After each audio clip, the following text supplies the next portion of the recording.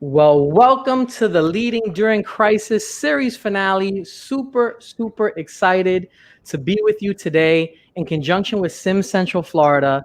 We are bringing back a bunch of our guests, and we're giving you a chance and an opportunity for the folks at home to ask questions to the folks that we had on our series and the IT practitioners that you can get the answers that you guys want to get to. So I want to quickly introduce everyone that we have here that we're bringing in to have a conversation with them, share some best practices, and make sure that we are giving and adding value to our local IT community. So let's start off with the first one that I want to bring in. And we have David Robinson, who's the CEO of DSM. Welcome, Dave. And we also have Craig Phillippe. Craig Phillippe comes to us. He's the Executive Vice President of Information Assurance at Principia RAID. Welcome, Craig, to the show. Thanks for having me, Jonathan. We also got William DeWitt. William DeWitt is the Director of IT Services for Brevard College. Welcome, and thank you, William, for coming back on. Yes, thank you, and good afternoon, everyone.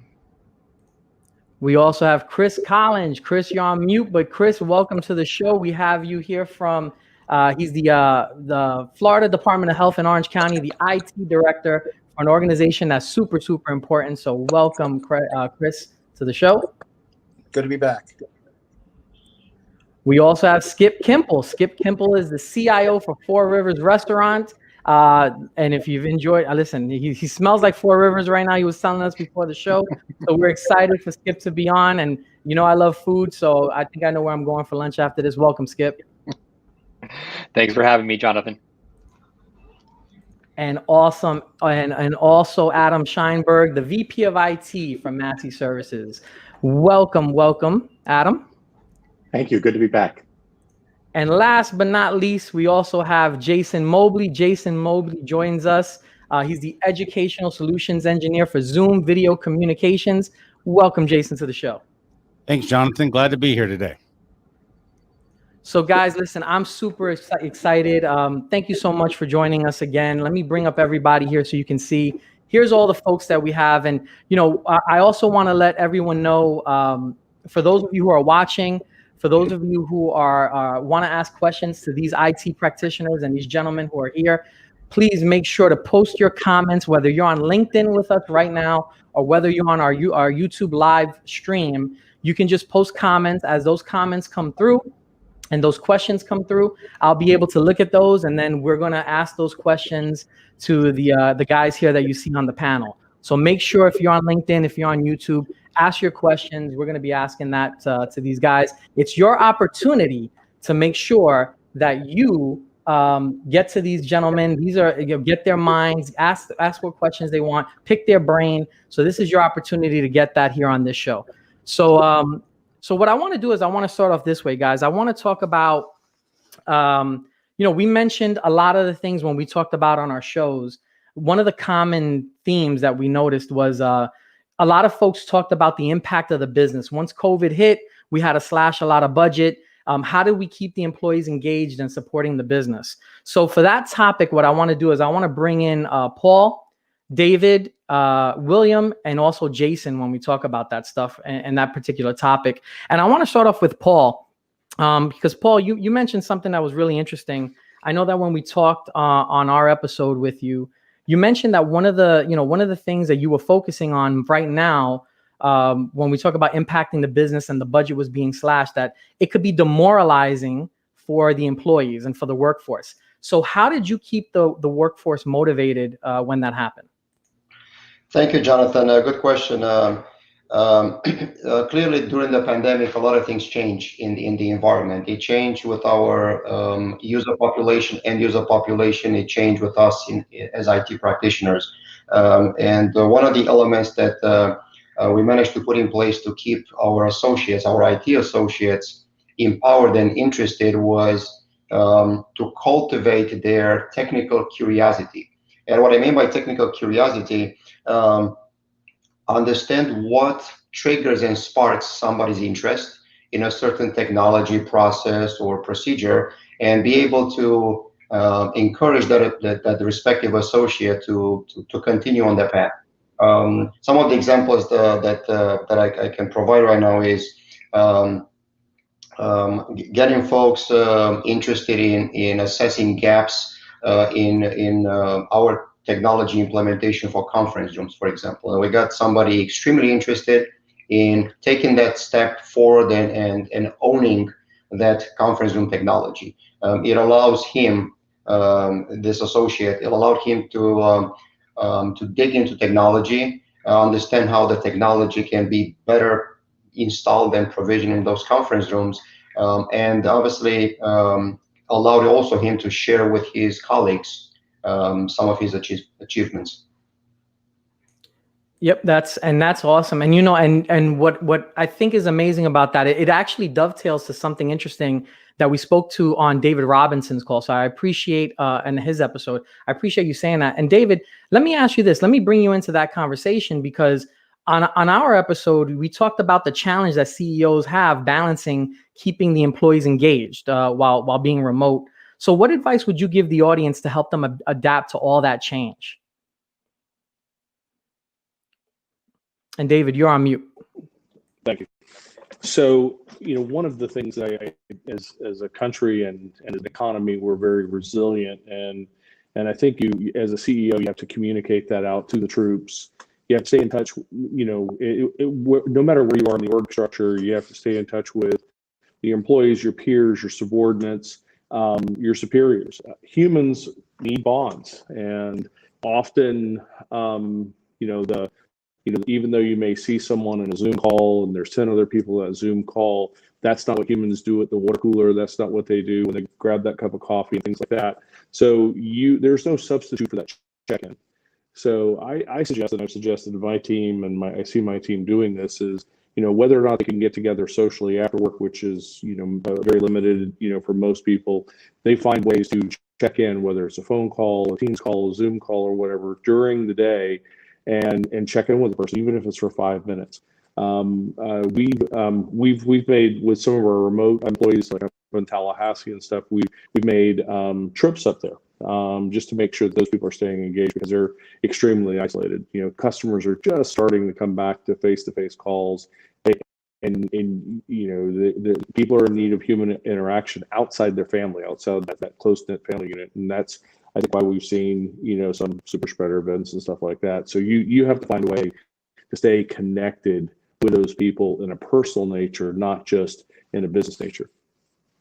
Yeah, awesome. I appreciate that, David, for sharing that, because I think that's important from your level to just let everyone know how that works. And it falls in line with a lot of the things that we were talking about, and all of us, look, we all have children, right? We all have children going to school. I think one of the things that was a great value add to the series was having someone in the education space like William DeWitt. When we talk about particularly in the episode that we talked about, something that you said to me, William, that was that shocked me was, in the interview you talked about in late March, early May, almost like 95%. It was the number that you used of the employees that you had there started working from home when COVID hit. Pretty much the whole school, right? And so, how did you help the faculty train and streamline the process so they can do their jobs, teach students effectively? I think that's going to be key for, a lot of people feel the same pain because we're all parents, and so I'm curious to get your take on that. Right. Thank you. Yeah, there were some really key factors. A lot of faculty never VPN'd into a network. A lot of faculty here at Brevard College never really were 100% online with Canvas for the learning management system. So there was a period of 2 weeks of mass confusion, because a lot of the rules and the regulations came down from the state government of, hey, by the way, institutions are closing. So then you went into a scramble mode. Okay, so how are we going to move everyone from on premises to off premises?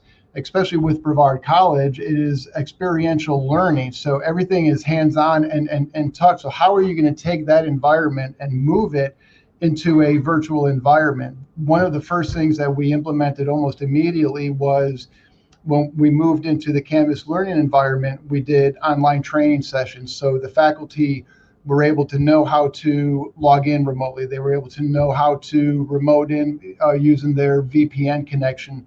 They were able to log into their Canvas. So we did a lot of online training in the beginning to get everyone up to speed, even though they didn't feel comfortable with it, because once again, a lot of them never really taught online or used VPN connections or even used Zoom.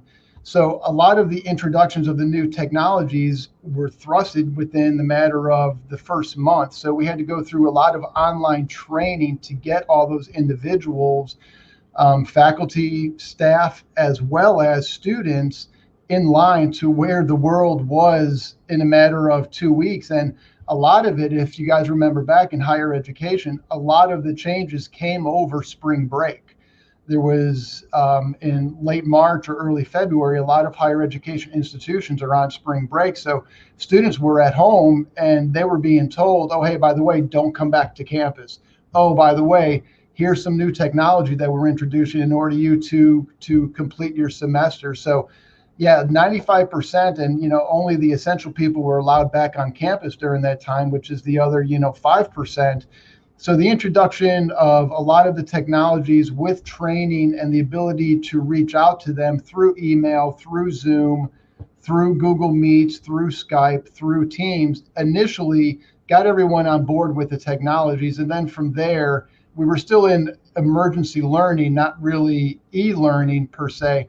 But then towards the end of the semester, people were feeling a little bit more comfortable. But then we moved into the summer months. So it was very dynamic, and the way the methods that we use was online teaching and the tools that we were given to help our instructors facilitate what they needed to get done. And I appreciate you saying that, William. And it's funny, it was almost like you're directing the show, because you mentioned the word Zoom, right? And so obviously you can see the guy there in the lower right-hand corner when we talk about Zoom, because a lot of you guys are using that right now to communicate with your customers, your employees. And I want to kick it over to Jason, to piggyback off what William was talking about. Zoom has helped us all be more effective, working from home, obviously. Zoom is a verb now. It's like Google, right? Did you Zoom today? And I will ask you, I think based on our conversation, when you said back in June, we spoke, you feel that work from home, the landscape from work from home is going to be forever changed. And so, a lot of companies have embraced Zoom. And can you share some data with us that supports that view? Yeah, absolutely, Jonathan. So let's talk a little statistics for a moment. So, and all of these are pulled from globalworkplaceanalytics.com, but 73% of people say they're successful from working at home, 68% globally, and also 78% of North American office workers state that they have the resources that they need to be successful at home. So they're most successful when they have the tools and the skills and the resources that they need to do the job well. So from that perspective, you start seeing a lot of companies moving from working in an office, now working from home due to the pandemic. Companies like Facebook and Google and Twitter, Amazon, MasterCard, even Zoom, right? The reason is that the pandemic provided CEOs and CIOs the ability to work from home and show them that people were actually effective. Leveraging synchronous tools like Zoom, employees are able to collaborate through persistent chat, present status, so that they can see if someone's in a meeting, if they're on the phone, if they're actually presenting or available. Then they actually level up with things like Zoom rooms to have a more immersive experience. So, and then lastly, a lot of people had cloud or on-premise PBX systems that were left in the office, and they're at home actually forwarding numbers to their cell phones, creating kind of a privacy issue. So leveraging a product like Zoom Phone allows people to be remote, use their same office number to be able to make and receive calls, and even be in a contact center. Yeah, that's awesome, Jason. I appreciate you saying that and sharing that. And I would imagine that a lot of people on this stream and even the panelists all agree with that. So thank you for sharing that. And thank you all you guys for your participation in that topic, because obviously that's going to add a lot of value to the conversation. I want to pivot really quickly and talk about cybersecurity and talk about work. We just touched on a lot of work from home. And data security is going to be key. On our episode, we chatted with a couple gentlemen that touched on that. So I'm on this topic, on this particular part of the call, I want to bring up Craig and Chris to have a conversation about some data security. So Craig, let me ask you this question. One of the things that I thought was important, some of the keys of what you said, and I found interesting, was we talked about how cybersecurity is on the rise. Obviously, I think I used the analogy. It was almost like the Patriots versus the Dolphins, right? I think that's what it was on our call. And it felt, well, maybe not the Patriots anymore. Patriots with Tom Brady, but let's just say the Chiefs versus the Dolphins. And it was almost like, we were always coming up from behind. And you mentioned the word you used was the human element, right? And the curiosity and the fear that these cybersecurity threats, that they prey on the human desire. So, you talked about a simulation that you had at your previous work, at Cobham, right after COVID hit. Can you share with us what that test that you did was and what the results of that was? Yeah, sure could. And it's a great question, right? In the last week, you've probably seen an announcement from the U.S. government cybersecurity community about credible threats targeting ransomware targeting hospitals. Credible threats, the magic words there, right? So they know something's coming. They're actually certain of it from reporting. And the vector that ransomware uses to get in is typically phishing, right? It's easier for the bad guys to use, so they're going to use it. It's cheaper. And phishing is so crucial to any cybersecurity program, right? And your frontline people in that aspect are your end users, right? And your end users hopefully are nice people, and they don't want to call anybody. They don't want to say a piece of email is fraudulent, right? That's just against, the human nature, right? But you have to train them to get ready to, to expect to see it, and they have to be used to it. And what I did right when COVID was starting, I had a great team working on cybersecurity and phishing training. And we used a COVID-related simulator. And simulation is so important. You have to get your employees ready, and used to clicking that button or reporting it, whatever method you use to cull out the phishing. That it has to be second nature, and they can't feel bad about it. So we used a COVID example, and at the time there were a lot of false emails, a lot of phishing scams going around saying, hey, the infection rate is rising in your area. This was back in February, right? It was just starting. No one was used to it. And boy, did I get some I won't call it hate mail. Everyone was very civil. But I got more feedback on that simulation than any other simulation that we had used previously. And a lot of people said, dirty pool. I can't believe you do this. This is out of bounds. It's outrageous was one of the emails. But what it really did was that's exactly why you have to train them, right? You have to get people used to seeing those outrageous, and just things preying on human fear, human curiosity, those human elements.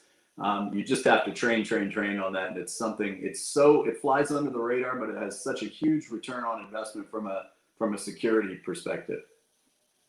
Absolutely. And, and that is exactly why I wanted also bringing Chris on the conversation, because exactly what I thought you would say, Craig. We talk about, Chris, on our episode, we talked about the education of the staff, right? And that's what Craig was kind of touching on. And regarding the topic of data security and breaches, what steps did you take to accomplish educating your staff? How does your team educate the staff for the Florida Department of Health, which is such a critical agency in our local area, and keep the public informed and secure?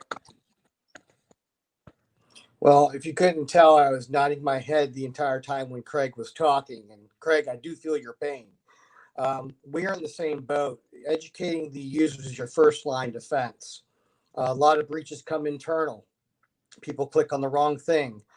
We do a lot of phishing simulations throughout the health department for a training aspect, as far as people learning what to look for, as far as not clicking on a piece of email that potentially could be ransomware or malware or have the ability to compromise us in any way, shape, or form.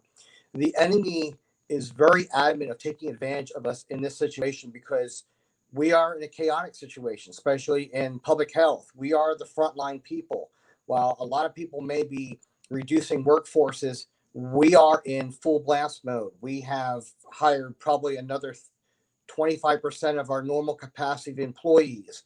We have more people out in the field. We have more events going on. We have more contact tracing.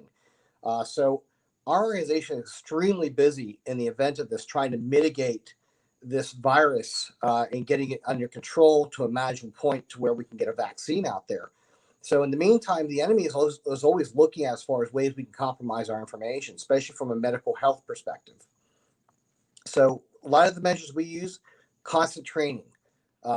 We use constant training as far as the phishing attacks. We do a lot of emails can go as far as going out to the employees. We do a lot of personal interactions with departments and ensure that they're doing the right things. And that's constant. You can't stop it. You actually have to kind of beef it up a little bit in these environments because, again, the enemy is always going to take advantage of chaos and disorganization in the event of this pandemic. And this pandemic is going to be around, unfortunately, probably for a little while. Yeah, that's what I think we're all would agree on. I see a couple heads shaking as you say that. So yeah, I think that's probably going to be. I think we're all in agreement with that. Well, I appreciate you guys sharing that because obviously that's a big topic. And let me just remind the audience, for those of you guys who are watching right now, I know we have a couple people on the stream. I can see. Feel free. We're going to be getting to the portion of the show where we're going to be taking your questions live. I see a couple questions that are already filtering in, so continue to bring those on. If you want to speak to these folks, this is your chance right now to pick their brain. Keep on posting those questions, whether you're on LinkedIn Live or the YouTube live stream. Make sure that you post those comments, and I'm going to look those up, and we're going to figure out we can get you some of those answers. What I want to do is one of the things that came up on the show when I'm starting to connect the dots of what all you guys are saying was the concept of trying it before you buy it, right? Because right now we talked in the very beginning about budgets and some slashing budgets and what we're looking to do now during these times. So I want to talk to Skip, Adam, and Jason on this particular topic because that was some of the things that you guys touched on. And I guess we'll start off with Skip. You mentioned something that was very interesting. We were talking about, now Adam is going to kick my butt when I say this word, but he doesn't like the word trends, right? But we did talk on our episode and we discussed a technology, sorry, Adam, trend. And you mentioned that AI was a big talking point for you guys. Kind of what you said, it's the next evolution and the next evolving solution in your industry. So can you talk about that and how the industry has shifted in your particular market? Absolutely. Well, I think AI was really the talk of the town prior to COVID. For the past year and a half, it's been trending in regards to, how can AI really help with the guest experience? Because in my industry, that's really what it's all about.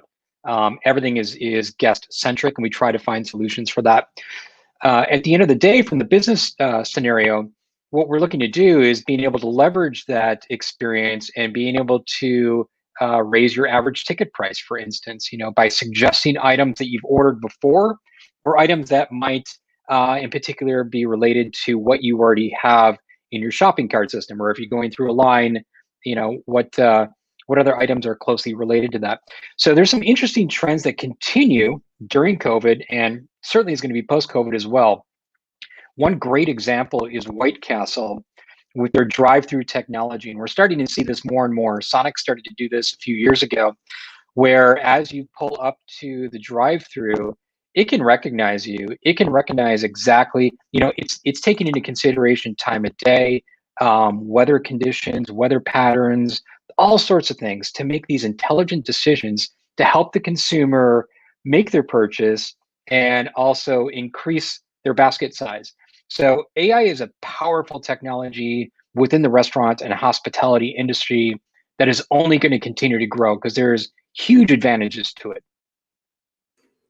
Yep, and I agree with you on that, Skip, 100%. There's huge advantages to that particular type of trend. However, one of the things we did talk about was the pressure on some of the IT teams to make a recommendation. So like if we were wanting to implement that type of solution, if it was going to benefit our organization, one of the other challenges is getting the buy-in, right, from everyone else. And so, Adam, let me ask you this question, because one of the things you said on our episode was technology is, and I want to read this because I want to make sure I get it right. Technology is the horizontal support beam where most departments make up the vertical framing. That's what you said, quote.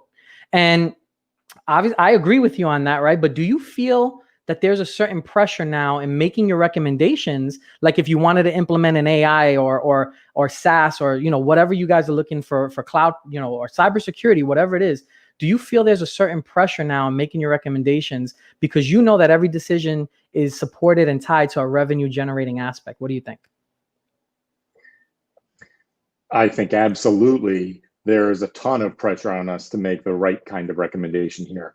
First off, there are very few projects in any company that don't touch technology or depend on technology in some form or fashion. So there's a responsibility for us to be knowledgeable about what components we can bring to the table, whether or not we see return in some of those investments, because a lot of these are leading edge or in some cases bleeding edge technologies, and they typically have a higher price tag. But ultimately what we're trying to do is make sure that other departments are successful. So we certainly want to bring solutions that we believe are capable of delivering the results that we're anticipating.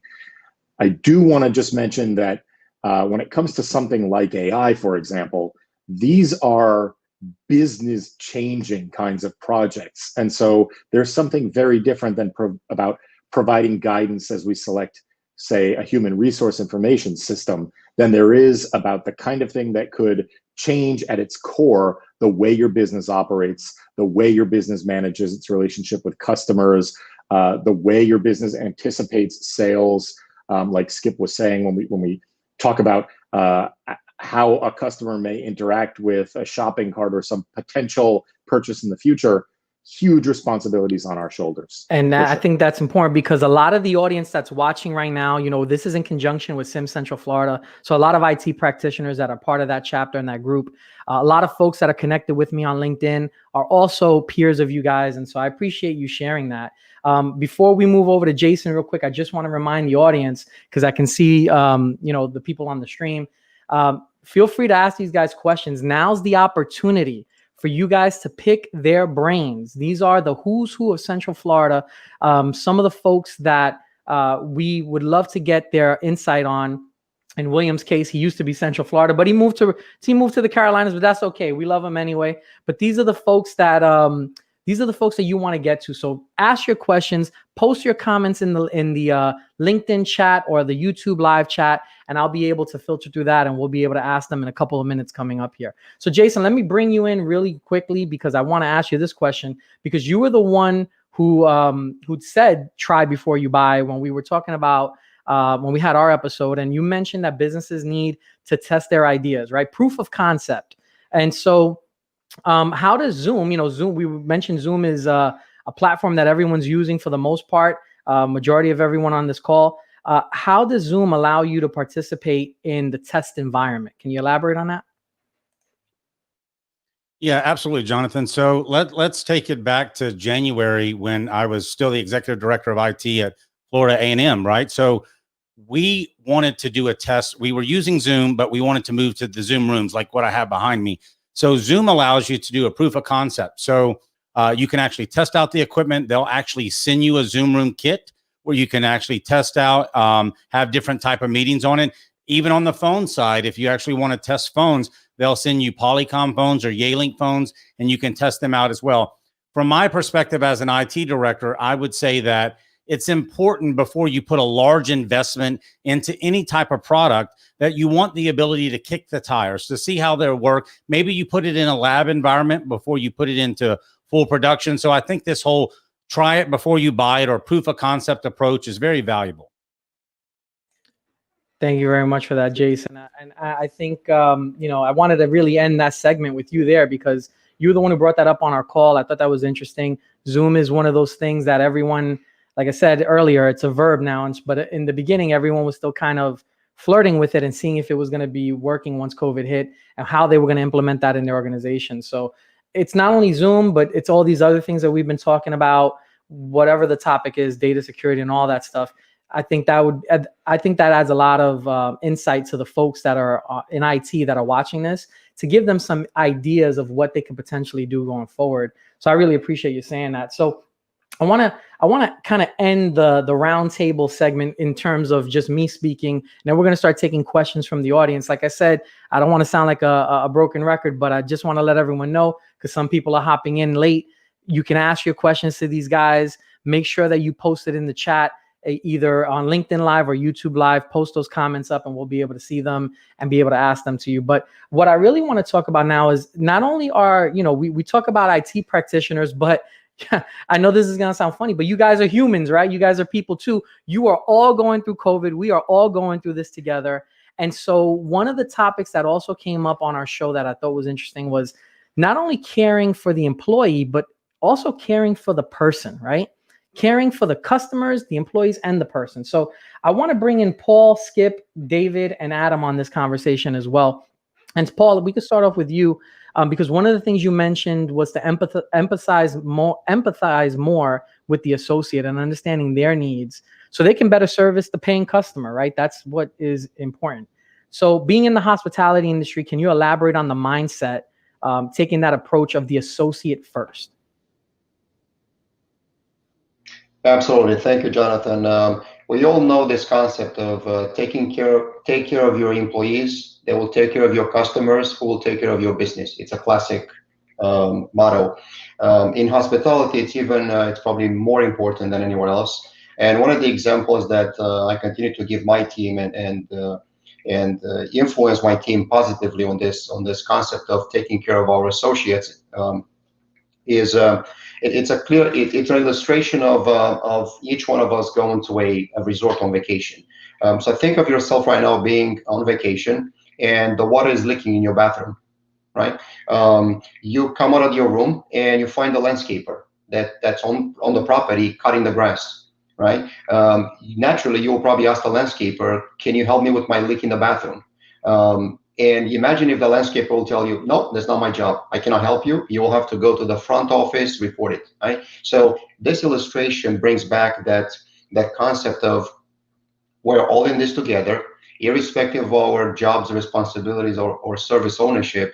It's almost mandatory, and it's powerful for us as IT associates to be able to provide that remediation of issues or helping our end user, our associates, when they need and as quick as possible. Yeah, I appreciate that, Paul, because, listen, your last name is to the rescue. That's how I'm saying it, right? You Wyndham Destinations. We need to go on vacations now. I can see you guys are stressed out. There's a lot of bald guys on this call. And so I can only imagine that's because of the stress, aggravation, and pressure. So we need to get Wyndham Destinations back up and running. So I appreciate you caring for the associates. And I'm sure, I joke, but obviously a lot of folks are watching this and they're in pain. And, I think it's interesting take that you guys take that approach where it's associates first. And so I appreciate you sharing that. And then let me ask you this question, Skip. I want to bring you into this because, when on our episode, we talked about the contactless dining experience because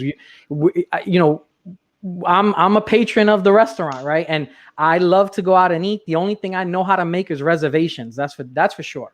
And so when me and my wife go out, one of the biggest things I was scared of in the beginning of this was, hey, how does it work with, the waiter or the waitress is taking my credit card, and so I love the concept that you talk about, even on your podcast, about the contactless dining experience. So in your case, I want you to focus on the client, the customer, and some of the ideas of having that contactless dining experience that were born out of the necessity. So can you elaborate a little bit more on some of the contactless methods that you guys are using at your restaurants? Sure. And I think, during COVID, that was really the opportunity. I mean, several of these technologies were already in play prior to that throughout the industry. COVID fast-tracked it. For years, the operators have been trying to figure out, how do we move the transaction from a POS to actually the pocket of the consumer in their smartphone? And there were, like I said, plenty of companies out there that were doing this, but COVID really allowed the opportunity from a company perspective to put it on the hot plate and let's make sure this happens. So being able to, your off-premise strategy from within the restaurant industry has become so critical over the years that all the mechanisms around this, which kind of lays into the contactless experience, from ordering online, ordering via their device, being able to walk into a restaurant instead of touching a menu, scan a QR code, pull up the menu, being able to be curbside and having devices where you can take payments without touching a credit card. I mean, there's so many aspects to contactless dining experience. It's not just the contactless payment piece, but it's the whole dining experience. And this is here to stay. This is here to stay for quite some time. As a matter of fact, I think we've permanently shifted the consumer behavior to expect this from now on. And regardless, when the vaccine's in place and we're all, everybody's not going to get COVID again, whatever that means, it's always going to be in the back of our minds. I think we're permanently scarred with the concept of touching something in some way, shape, or form. So the contactless technology that we've put in place and other businesses have put in place, that's not wasted technology and wasted money. That is here to stay. Awesome, Skip. And I thank you for that. I'm going to go out after this and I'm getting me some of that brisket right after this event is done. And so I appreciate you sharing that. Thank you so much. I'll be at the UCF location. And so let me ask you this. Jonathan, lean or moist? What was that, David? Are you going for the lean or the moist side of the brisket? I go for the lean, and Skip knows me now that I do not do hot sauce. So I'll just have the brisket and that's it. But David, it's I wanted to actually bring you in this conversation. So you hit the right note there because, piggybacking off what Skip said, on our episode, you mentioned, the best way to reach out to the customers once COVID hit, right? You mentioned that the goal was letting your customers know what your plan was to minimize the FUD, right? And using multiple channels to get your message out there to your clients and customers. So what ultimately was the best path for DSM to reach out to their clients? So as with, any strategy in the 21st century, it has to be something that evolves and changes over time. We found, with our clients and employees, the same is that while we leaned on our old true methods of communication, phone, email, texting, and marketing channels, we found that evolved, over the last 9 months, and we kind of see it. We saw the initial Zoom type meetings or telemeetings evolving, and a lot of people would not have their cameras on at first.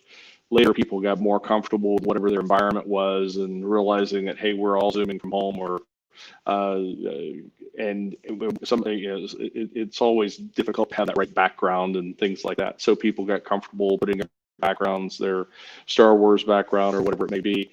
And as we saw the communication evolve, we've seen now kind of a return back to face-to-face meetings. So not every client's comfortable with that, but we see that need for human interaction, just like I talked about before, is very strong. We're social creatures, we're social animals. And so you have to really evolve with the customer, with your employees, and communicate in the way that they're most comfortable.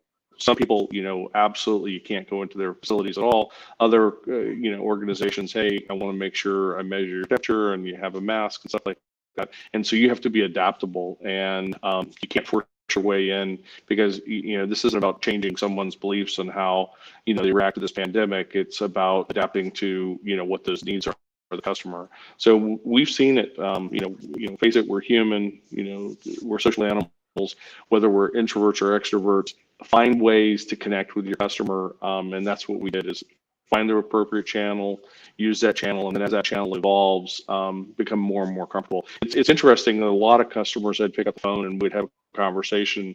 Now we'll actually just do a Teams call or a Zoom call one-to-one and have that video there, which is much more telling than just a simple phone call. So in some ways, things have actually improved, even though we've not been able to do as many face-to-face meetings as we'd like. The other thing we've done from a process perspective is not all of our clients had the ability to do, we would do annual business reviews or whatever, and we moved to a format where we're doing quarterly business reviews because it's so much more efficient. We don't have to do as much travel. They don't have to do as much travel. And so that's actually an increased step up in communication, doing those quarterly business reviews. I recommend that to organizations internally and externally, talking with their clients on a routine basis, and using some of the technology that we have here in the 21st century to make that seamless and easy.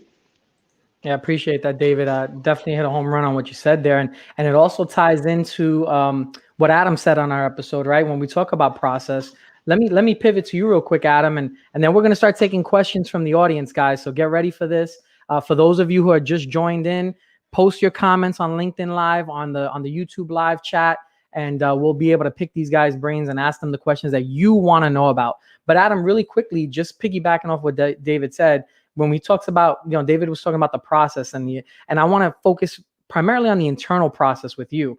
One of the things that was interesting on what you said on our episode was, and I love the way you talked about Massey when we talked about the 5 functions of management. So I'm gonna just go run through them real quick, and I think this is important to say. So, A, you want to grow the business. That's number 1. You want to service your customers. You want to control your expenses. You want to collect your money, and you want to recruit, hire, and develop your team. Those are the 5 functions of management for Massey. So talking about what David said with the internal process and evaluating a project, can you share with me some of your internal processes and what that looks like? How do you rank it up against the 5 functions of Massey to determine if it impacts the business enough to move forward? Certainly. We, like many technology departments, we don't interface with our direct customers, our business customers, all that frequently. So the customers of my team are usually internal. We're supporting the rest of our company, typically people in the field and in our service centers. I sometimes joke that we're the L in a P&L. And so for us to make decisions, we do tend as an industry to make them in a vacuum. We think about services that we want to invest in and technology that we want to invest in, and we know what the benefit is to our end users, but I'm not sure that we always stop to think about how it benefits a customer directly.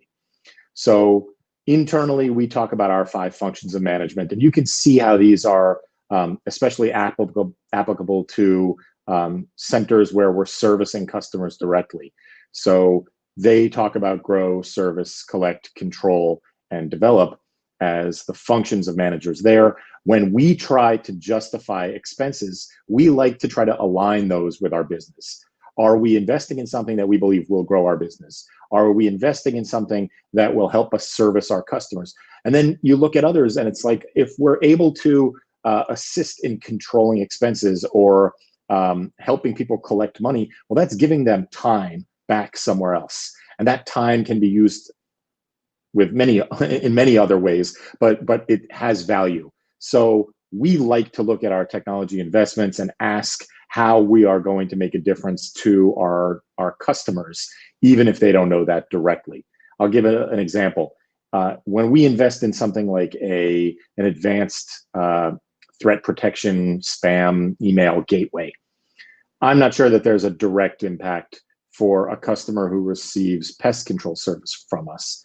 But I can draw that line by saying, if I can rest easy knowing that the people who are dealing with their personal data don't have to worry as much as they did before, or I know that there are protections in place so that merely gaining control of a password doesn't put our customer data at risk, I feel like that's a stronger case to justify expense internally than if we were solely talking about, I don't know, if we were looking at other projects that didn't have a connection like that.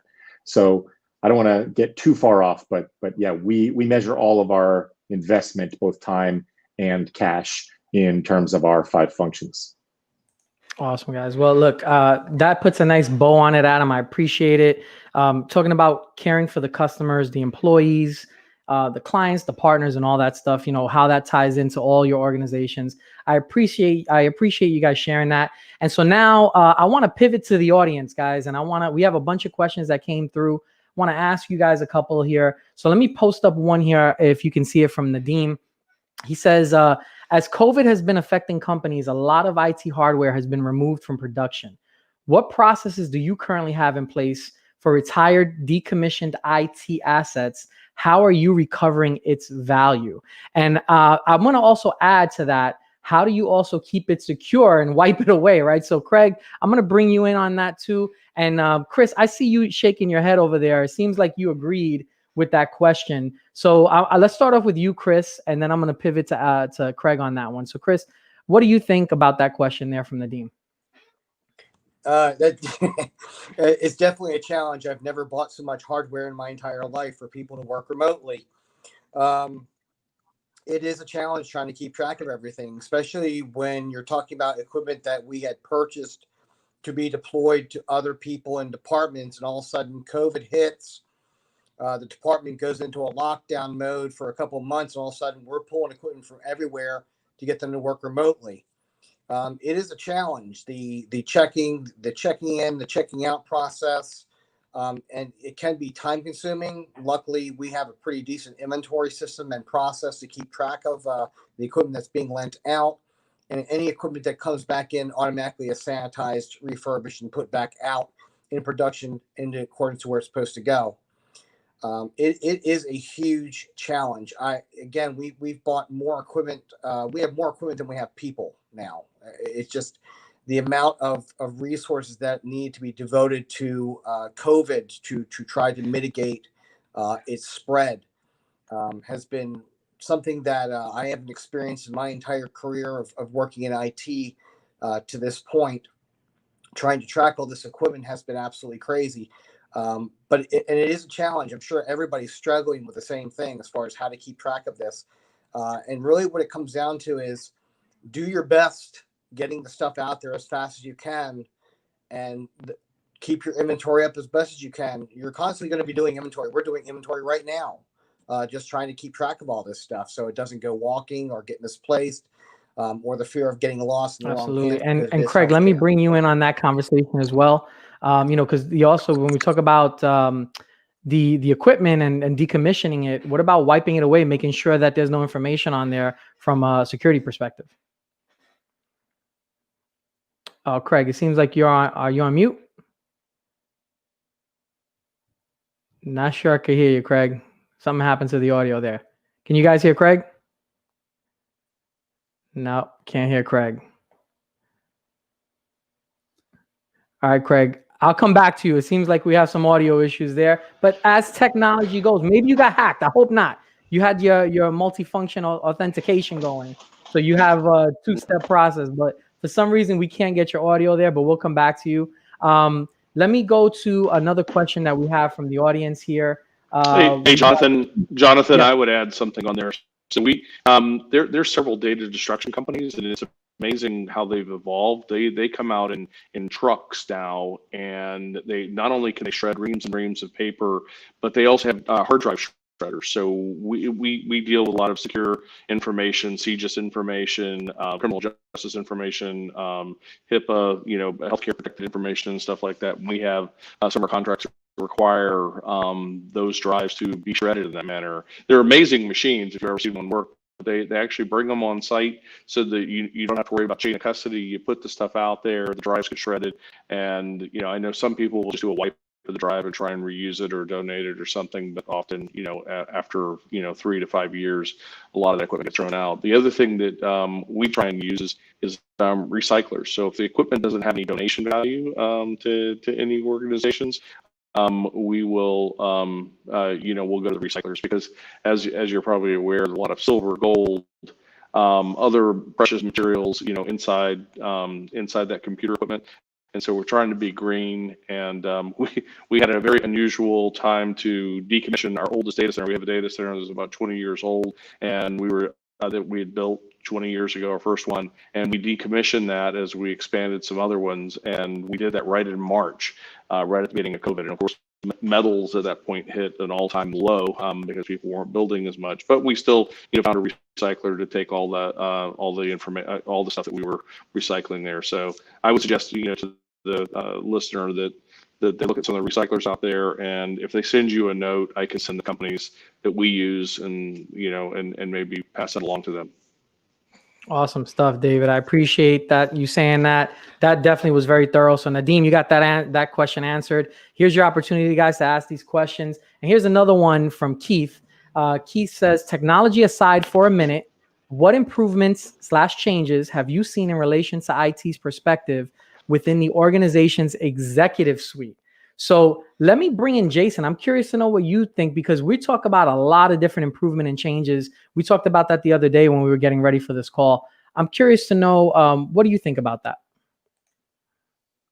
Well, from that perspective, I mean, technology aside, some other improvements I've seen is that some companies have, especially from the executive level, they understand the need for IT. But now I think the pandemic has highlighted that even more, because we live and breathe on IT, right? Our businesses function because of the technology that drives that business. So I think one of the perspective changes that we've seen is top level CEOs, VPs, and executives have seen how reliant they've been on IT and technology. And so I think moving forward, they have a higher seat at the table now because they understand it's so mission critical at this point. Awesome stuff. That was a great response there. Let me kick it over real quick. We got a couple more minutes here. We got about 10 minutes till we're done, and there's a few more questions here, but I'm curious to get that perspective from someone else. And Skip, let me ask you, from the C-suite level, what do you think about Keith's question? Let me put it back up there again. Just what improvements, changes have you seen in relation to the perspective of IT within the organization's executive suite? What do you think? Well, I think IT has always been a critical piece of the decision-making process, but even more so with new revenue channels. I would have to say within my industry, that's become one of the major driving factors for decisions in regards to what's going to bring in the biggest ROI to the company. And usually it's driven through IT and IT initiatives. So that was traditionally an operations piece that kind of drove those ideas and products to fruition, while ops and all the other departments do help push that forward. And just think about all the digital marketing around any business, but restaurants in particular, and loyalty programs and gift cards, and just all these little pieces really are IT driven, and you can equate dollars to them very easily. I would have to say years ago that was a little more difficult, but there's so many KPIs and tracking methods now to really help prove that ROI, that those IT initiatives are bringing in hundreds of thousands, millions of dollars. Awesome stuff, Skip, and appreciate you sharing that. I think that was a very good question, Keith. Thank you for participating in that. I think that was a lot of insight for, a lot of people wanted to know that. So I appreciate both of you guys taking that one. We got a question actually specifically for David. So David Robinson, let me cue you up. Let me show you the question here from Jeffrey. I hope I said that right. Jeffrey Khalid. The question is for David. Do you think post-COVID consumer behavior will revert back to normal, or are these digital changes for serving the consumer and the way that they use will stay post-COVID era? Sorry about that. My glasses, I probably need a new one. But yeah, what do you think about that question, David, in referring to digital changes? David, you're on mute.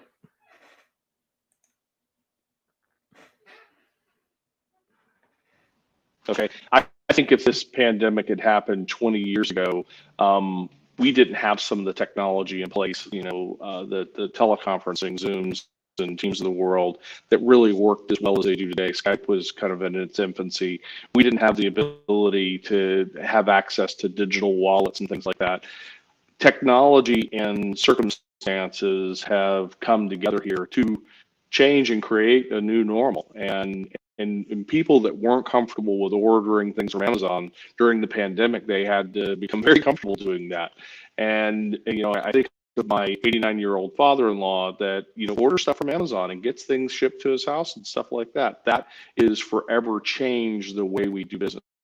I know retail outside of food and beverage and stuff is forever changed, where people are acquiring certain goods and things like that. I would not want to be in that business right now, because it's got to go through a lot of change. It's got to be about convenience. And people are finding that the combination of digital wallets, the combination of being able to do everything in your pocket, so to speak, I think one of the other speakers mentioned that as well, and doing it in a contactless way is going to change our economy and the way we do business. And it's actually going to drive efficiency. So I don't think it goes back to the way it was. I think it makes a hard shift to that more technology-enabled transaction. But I think also that because the people do seek human nature is to seek social interaction and stuff. Some of those things will come back and and feel like normal, but the digital transaction, the way we transact business and how much we order online and stuff, I think that's definitely shifted in favor of online retailers. We've seen that trend, obviously, but it is definitely going to be there. That's my expectation. Awesome, David. Appreciate that. Great question there from Mr. Khalid. And then we have another question here, guys. I'm not sure who to kick it off to, but I'll just let you guys jump in. Let me post up the question here from Rodney. Rodney asked, how has printing/scanning infrastructure been affected? This comes off our YouTube live. Let me ask you guys that question. What do you guys think? Jump in there. One thing that Brevard College has done, because of COVID, and we are 100%. We have all of our students, faculty, and staff back on campus starting in August, and there was a lot of measures we put in place not only to protect our students but our faculty and staff. So when it came to printing and scanning, the service that we used is basically no-touch printing, and it's a great way for students to. What we did is we implemented a barcode that would sit above the printer, and what they would do is a student, faculty, or staff member who didn't want to touch anything, even though there was cleaning items there for them to clean before and after they used it, they would just go up with their mobile phone, scan the barcode. They would sign in using their username and password, and all of their print jobs would come up, and they would basically say print. So that on the back end of the infrastructure, we had to implement touchless printing for all of our students, our faculty, and our staff. So that changed tremendously. And I know some departments and some of our new residential halls, they print all the time, but they do not touch the printers whatsoever. So we just need to make sure that our back-end Wi-Fi was strong enough to support that the application was stable, and that we used our SAML 2.0 SSO, single sign-on, to integrate that into anyone who logged in using their username and password. So there was a lot of changes on the back-end infrastructure, but on the front end, the students, faculty, and staff were able to print without touching any printer or scanner. Paul, what do you think? I saw you raising your hand there. I think it's a good topic. Thank you for raising that question. I'm going to go back to what I mentioned to you when we spoke initially. Our CEO has a saying, right? The bus is parked, and should we change the tire? And that's exactly what we did at Wyndham Destination as well. The bus was parked during this COVID. We really changed the tires and actually fine-tuned the engine. And one of the things that we looked was the printing. Right, it may sound a little ludicrous right now in those times when everybody's working remote. Why in the world are you focusing on printing? I have a full conviction that our associates will come back. We will, we'll emerge from this crisis stronger. We will go back to the offices, maybe in a limited format. We will go back, and printing will be here to stay. Right, until the organizations will get fully digitized. Printing will be here to stay. So anyway, during this pandemic, the tire that we changed on printing, starting with an assessment of the existing infrastructure, the front end, like William said, the front end, the back end. We've done pilots. I think I heard Jason mentioning this approach of piloting and prototyping. Pretty successful with a few of our properties. And we're very excited to say that we are ready when everything goes back to the new norm in January, that we can relaunch a successful, what we call the managed print program.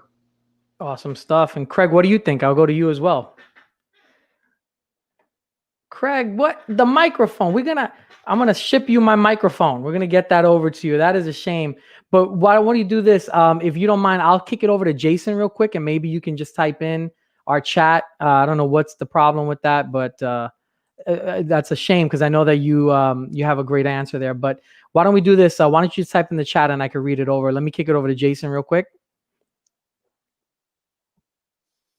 Yeah, so from the scanning perspective, when we were at Florida A&M during the pandemic, we kind of had two problems. Number one is, how do we handle signature issues with people at home? And the other thing that we had to handle is, we have documents, but how do we get them back to work? How do we scan them? So one thing that we obviously invested in, and you see this very heavily in the real estate industry, is DocuSign. And we had DocuSign from the legal perspective, but it wasn't a campus-wide implementation. So we implemented that. Then the other thing that we implemented is, if you were at home and you had a document that you physically needed to return, Then we use products like Scannable, which is, and there's TurboScan. There's a lot of different ones out there, but basically an app for iOS or Android, you just drop the image down, it actually scans it, and then you can email it out. So those are just some creative solutions to solve these problems. Awesome stuff. Thank you very much for that, Jason. And Craig, what I'll do is, I think that was a very good question. It seemed to get a lot of responses, but if you can, maybe offline, will send me a message, and then I can send that to Rodney on your response. I really appreciate. I know that you had something definitely to add to that, but it seems like we're having some audio issues. So, but guys, listen, I just want to thank you guys very much. We came up at the 1 o'clock hour here. You guys have been awesome. We couldn't get to all the questions, unfortunately. I do want to, I definitely appreciate all the insight that you guys gave on the show. The way you added value to the IT community, to my personal network. I really appreciate you guys doing this. I think it was something that needed to be done once COVID hit. And so the fact that you guys all take time out of your busy day to get together and share best practices and share what you guys know, it's just, I'm indebted to you guys all, and I really appreciate it. So thank you all. We have one other comment from Larry, who's the president of Sim Central Florida, just saying exactly what I just said. Thank you to our speakers today. We appreciate you sharing your insights to our Sim Central Florida community.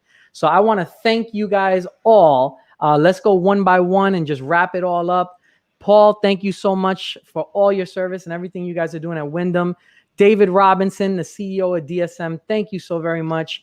Craig Phillippe from Principia Raid, thank you so much for everything you guys did. William DeWitt at Brevard College, helping us out with our kids. Thank you so much over there at Brevard College. Chris Collinge, Florida Department of Health, need you so much. Appreciate you guys jumping on.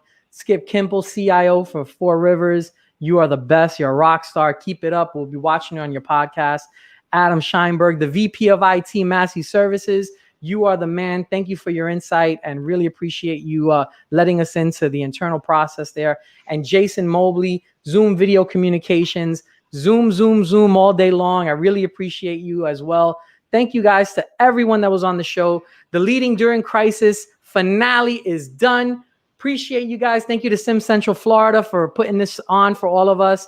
And we will see you guys on the very next podcast. And we really appreciate your time. Thank you, everyone. Have a good day. Thanks, Jonathan. Awesome. Thank you. Take care. Thank you.